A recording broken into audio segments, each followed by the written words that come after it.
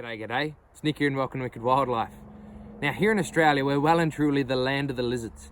From skinks to goannas to geckos, we're pretty famous for it all. But one of the most diverse families of lizards we have here is the dragon lizards. Now we have over 70 species of dragon lizards here in Australia, and the one we're going to talk about today is this fella here, the Jacky Dragon or tree dragon. So stick around, guys. This video is brought to you by SnakeSnap, a downloadable app for your phone where you can submit a photo of any snake found in the United States or even here in Australia and get that photo identified by a real-life expert. On top of that, she's chock-a-block full of loads of interesting information. So for more info, check out snakesnap.com, find them on Facebook or download the app today. Ironically, most Australians, when they hear dragons, they think of Komodo dragons over in Indonesia, which isn't actually a dragon, it's a monitor lizard or goanna species. If not that, we think of things like bearded dragons or maybe even a frillneck lizard. But this guy here, the Jacky Dragon, is found all over eastern Australia, from up in central Queensland, along the eastern seaboard, down to here in Victoria, and westwards into South Australia. It means that they're in contact with millions and millions of people. They live where people live, but most people have never seen them. On top of that, they're one of the first Australian reptiles ever to have been described by Western science. It's just that these guys are so good at not being seen, many Australians don't even know they exist. So throughout this range, along eastern Australia, these guys are basically found on dry eucalyptus forest. They like being able to get up high and avoid predators, but they're also dependent on low-lying timber, all the fallen timber, and that's where they spend their days looking for bugs and things that crawl along. These are obligate insectivores. So any little bugs that crawl along under their tree that they're basking on, they're going to jump down and snap up. Like a lot of small dragon lizards here in Australia, these guys are actually pretty territorial. They have their own ranges, but they're also strangely tolerant of one another. They can be found in pretty high densities. And the way that these guys manage to live alongside each other, but still maintain these territories and not tear each other limb from limb, is through a really bizarre sort of sequence of body language. From little head bobs to arm wavings, these guys have their own little conversations to figure out who's bigger and who's smaller and who's going to get the girls. So these guys have their own little sign language, and it's really quirky to watch. So obviously these little visual cues are really important to the Jacky Dragon. They need to make sure that signs from one lizard are heard or seen by another and not mistaken.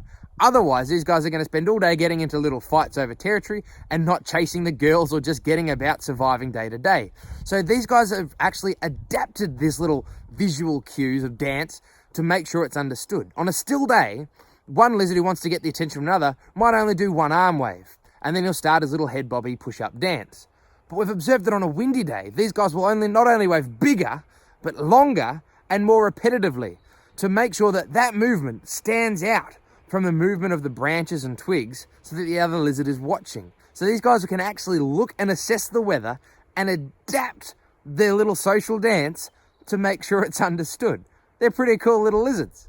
Like all funny little dances in the animal kingdom, people included, it generally comes down to one thing: reproduction. And these guys have a really interesting reproductive strategy. Like all dragon lizards, these guys lay eggs, but most egg-laying animals, the sex of that baby is determined during conception, when sperm meets egg before the egg's laid. But the Jacky Dragon, the sex that the babies will hatch out at is temperature dependent. When the eggs are laid, in the first few days, whatever temperature that nest is at will determine whether they're going to be girls or boys.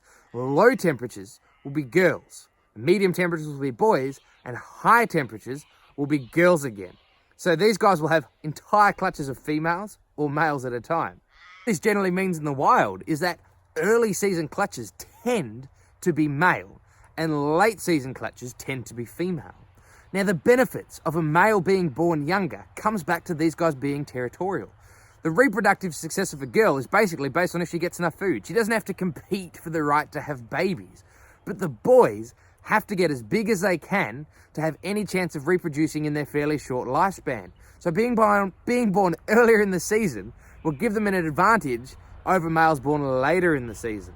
So by being born early, these guys get as big as they can, as quick as they can, and maximize the chances of reproducing in that first or second year. Now, the last thing about these guys is, as I've said before, these guys are actually found throughout eastern Australia where human beings live. So there's a good chance if you live in Melbourne, Sydney, Brisbane, these guys live not too far away from you. And there's something you can do to make sure that they continue to live nearby, because you probably haven't seen them. Now, that is if you happen to be out in the bush, hiking, camping, staying anywhere, and you have to collect firewood, please bring in your own firewood from elsewhere. All this timber that's lying down on the ground is really important to little lizards like this. It's where he hides and spends his day and where he ambushes his prey from. So when you go out to parks or campsites and there's no timber, it's picked clean, this guy's not going to be able to live there.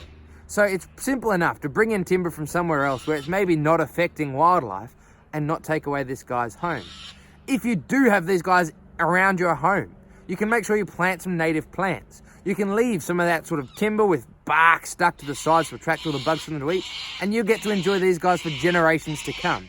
They're not only one of the first species found in Australia by Western scientists, they're one of the coolest, and hopefully they stay here for a lot longer. So to finish up with, I hope you've enjoyed the video, and if you haven't yet, please subscribe to our YouTube channel, like us on Facebook, wherever you happen to watch our videos.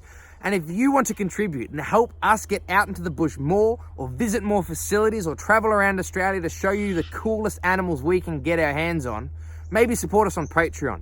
We're lucky enough to already have a couple of amazing patrons on there whose contributions are the reason you get to watch these videos every week. They help us put out better videos all the time. So patreon.com/wickedwildlife. Other than that, guys, as always, thanks for watching, be nice to wildlife, and I'll see you next week.